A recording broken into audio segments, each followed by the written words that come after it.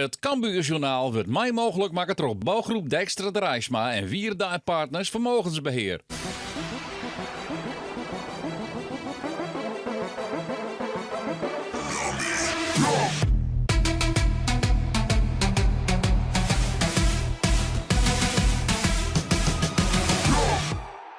Welkom bij het Cambuurjournaal. Cambuur stiert voor de lange reis naar Kerkrade voor de uitwedstrijd in Rode JC.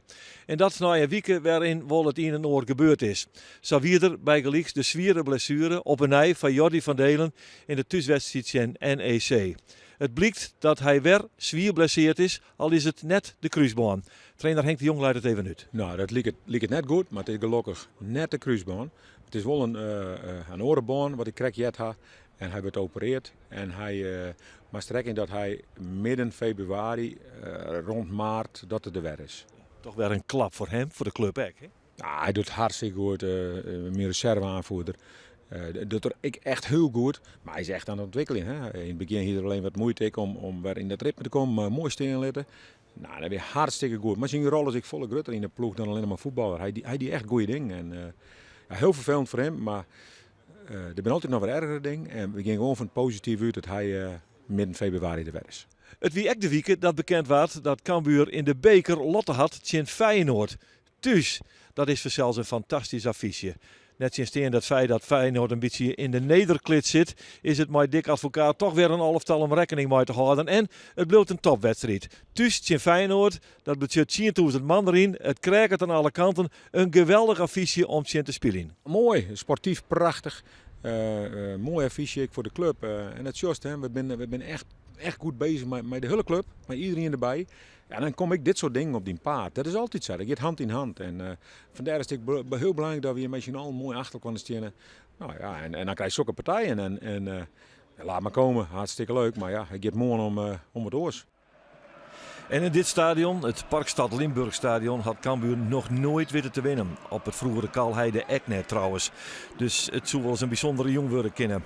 Dit is het begin van de wedstrijd. We zitten nog maar in de 4e minuut. En let even op, want hier is het Antonia die het uitwerkt. Muren die terugkopt. En Molen die het gatje zocht. En die kennen van terug in de luid het totaal hier aan de kant van Rode JC. Prima oorzicht van Molen. Brengt de bal bij Jacobs. Die zucht dat de keeper kiest voor de kwarte hoek.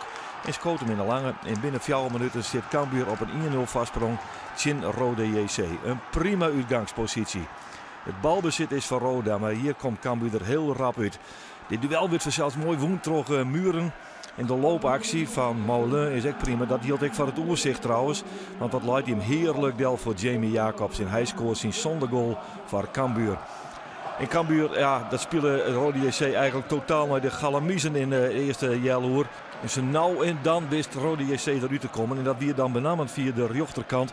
Via de gevaarlijkste onvaller Jordi Kroe. Die zet hier de bal voor. Luidt hem op de kop van Ike Ugbo, de Nigeriaan. Maar die rekken de bal net lekker. En Cambuur bloot is gewoon op 1-0 staan. En krijgt kansen op meer. Rode JC komt er totaal net onder te pauze in die eerste 30 minuten. Dit is een mooi schot van Doke Smit, de vervanger van Jordi van Delen. Zielt krijgt over de goal van Tom Muiterzinnen. Maar op een ei is er alweer het balbezit voor Cambuur in de as van het veld via de onvierder Erik Schouten. Leidt hem naar de linkerkant bij Isaac Calon.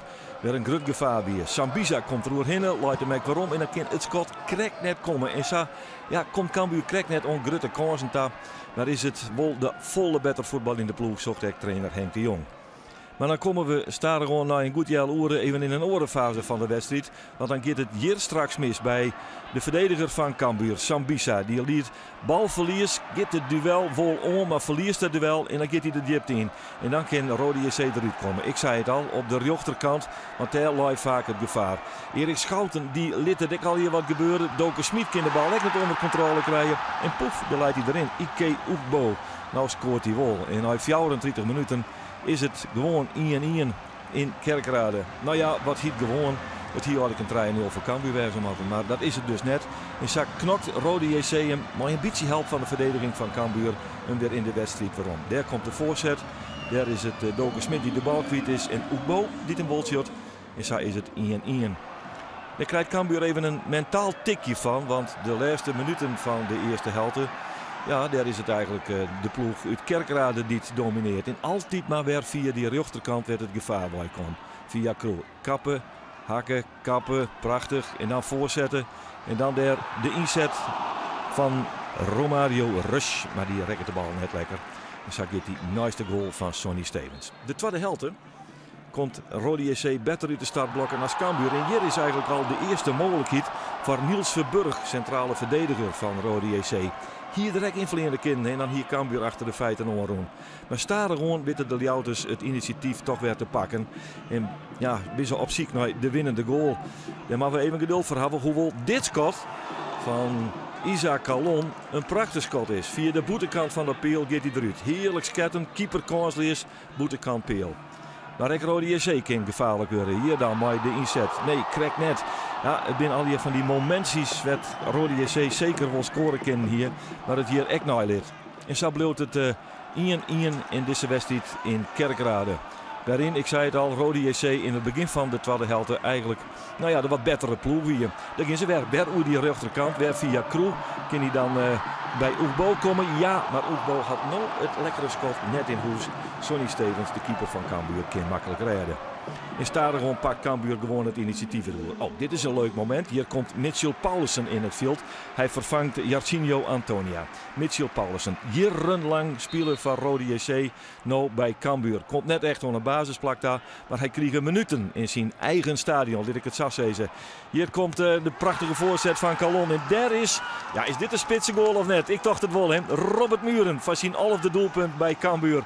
Heerlijk doelpunt. Hij komt prachtig van de verdediger. Maar er komt de voorzet van Calon. En dan is daar, boem, het puntje van de school van Robert Muren. En hij tikt hem achter keeper Tom uit. Dus en hij kan weer de voorsprong te pakken.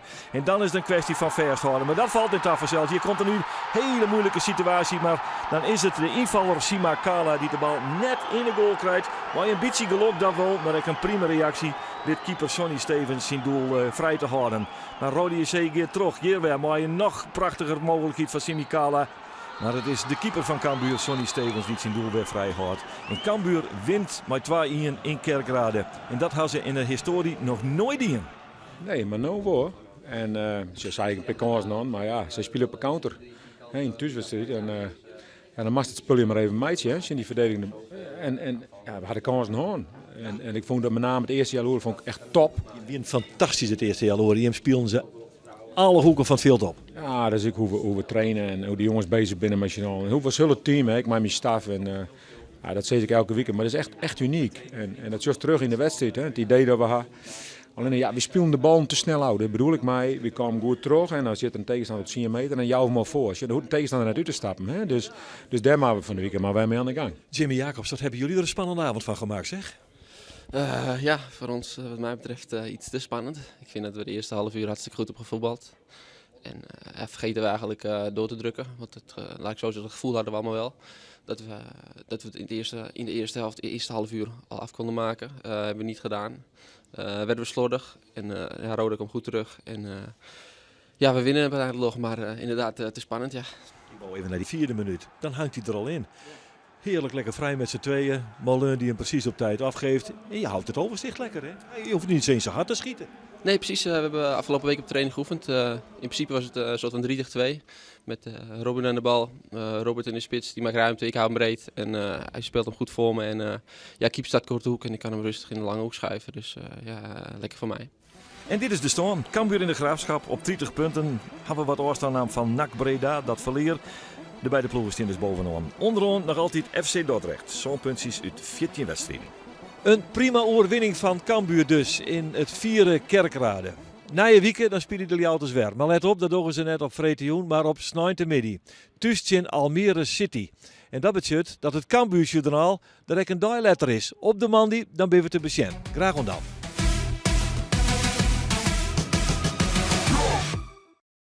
Het Cambuurjournaal waard mij mogelijk maken door bouwgroep Dijkstra de Rijsma en Wierda en Partners Vermogensbeheer.